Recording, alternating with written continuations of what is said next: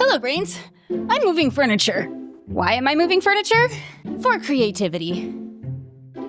Let me explain. Those of us with ADHD often struggle with creativity, not because we aren't creative, but because we've internalized a lot of messages about how creativity is supposed to work. Messages that aren't true, at least not for brains like ours. So today, I want to share 5 lies I believed about creativity as someone with ADHD, and the truth. But before I do, if you enjoy this video, give it a like. It's a quick and easy way to support the channel, and it helps a lot. Lie number 1, creativity should come naturally.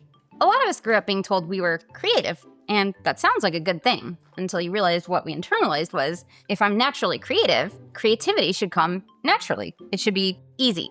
So when it wasn't easy, when we struggled to start, or we got stuck, or couldn't turn ideas into anything tangible, we assumed something was wrong with us. Because if I'm so creative, why is creating so hard? Maybe people were wrong about our potential. Here's the thing. Creativity isn't just inspiration. It's also executive function. It's planning. It's organizing. It's task initiation. It's working memory. It's being able to sustain motivation over time. All things ADHD brains tend to struggle with. So yeah, you might have amazing ideas, but turning those ideas into something real, that's a whole different skill set. The truth is, creativity doesn't just happen. It's built. It's supported with tools and strategies, and sometimes meds. I just gave an entire keynote about tools to support ADHD creativity that will also be on this channel. And when it's ready, it will be in the description. And here. Lie number 2. Creativity is just about artistic expression. When we hear the word creativity, a lot of us picture artists, painters, writers, musicians, people making art.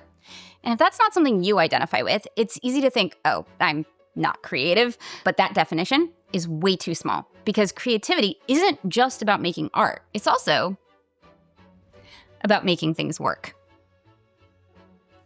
It's problem solving. It's adapting. It's finding new ways to approach something when the obvious way isn't working. And ADHD brains, we do that all the time. We come up with workarounds. We connect ideas in unexpected ways. We figure out how to get from point A to point B, even when the path isn't clear. It might not always look like a finished painting or a polished project. Sometimes it looks like, okay, what if I put this here instead? The truth is, creativity isn't just artistic expression. It's innovative thought. It's flexible thinking. And if you have ADHD, chances are you're already doing that more than you think. I'll link to some interesting research on ways in which ADHD brains tend to be more creative in the description below. Or you can check out our video on ADHD and creativity here. Speaking of innovative thought, lie number 3, I just need the right idea. If you're anything like me, you've had a lot of ideas, like a lot. So when you're not doing anything with them, it's easy to think, oh, I just haven't found the right idea yet. The perfect idea, the one worth doing. But waiting for the right idea can keep us stuck forever, because ADHD brains don't just generate ideas. We also over-evaluate them. We try to predict, will this work? Is it good enough? Is it worth the effort? And that over-analysis, that pressure to make sure your idea is good enough, that, let's call it what it is, perfectionism, it kills momentum before it even starts. Ask my editor how I'm doing on book number 2. The truth is, ideas often don't become good until you do something with them. Or sometimes, until you've pushed through the messy middle, where nothing seems to be working, and you come out the other side. Clarity often comes after action. Not before. And even if what you're after is a truly great idea, temporarily suspending judgment is good for creativity. Creativity research has found that separating creation from evaluation allows for more original ideas to emerge. Ooh, what if I did? Lie number 4, I need to stay focused. Focus, the F word.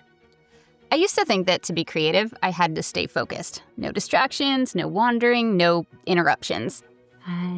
After all, I was trying to get something done, sometimes on a tight deadline. Hi, hey, where are you going?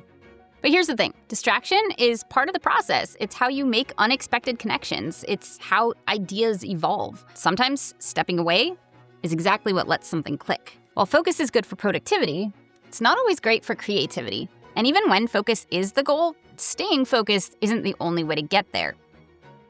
You can also build skills for coming back. The truth is, creativity isn't about not getting distracted. It's about allowing your mind to wander and knowing how to bring it back over and over and over again. Woo! Line number 5, I should be able to create alone.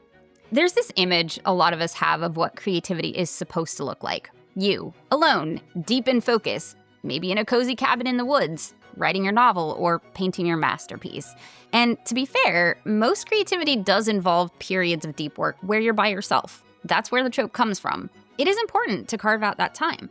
But here's the part we don't talk about as much. Most creatives don't create entirely alone. They collaborate, they bounce ideas off other people, they get feedback, they ask for help narrowing ideas down or organizing their thoughts. Sometimes they just meet someone there, not even helping, just existing in the same space.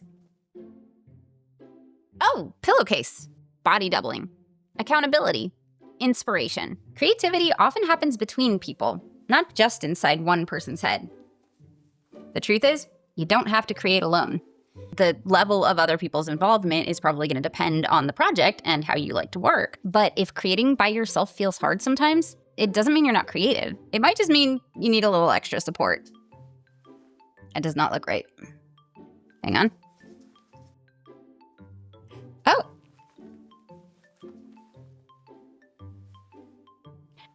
Oh. Oh.